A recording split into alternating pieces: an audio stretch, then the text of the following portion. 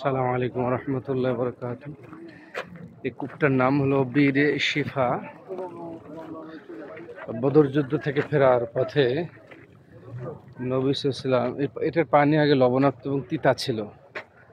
বদর যুদ্ধ থেকে ফেরার পথে এই জায়গাতে সাহাবায়ে কেরাম বিশ্রাম নিয়েছিলেন এবং সাহাবীদের পিপাসার্ত হওয়ার কারণে তারা যখন এর পানি পান করলেন তখন এর পানিটা লবণাক্ত এবং তিতা ছিল। তো আল্লাহ রাসূল সাল্লাল্লাহু আলাইহি ওয়াসাল্লাম তার লালা মোবারক, থুতু মোবারক এখানে দিয়েছিলেন। এটাই সেই বীর শিফা। এটাকে চারিদিক দিয়ে ঢেকে দেওয়া হয়েছে, মানুষ সাথে বিদাত করে বা এটার পানি ওই পারে করে ট্রান্সফার করা হয়, স্থানান্তর করা হয়। এটাই সেই বীর শিফা।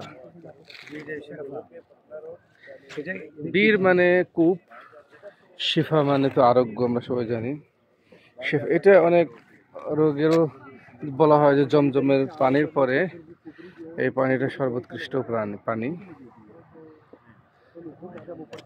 ভিতরে কিছু দেখার নাই, ঢাকনা দিয়ে ঢেকে দেওয়া হয়েছে।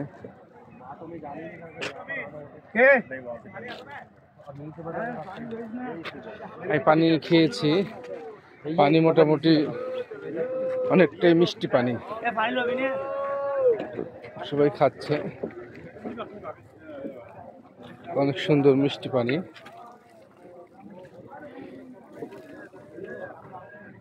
সবাই পানি নিচ্ছে এখান থেকে।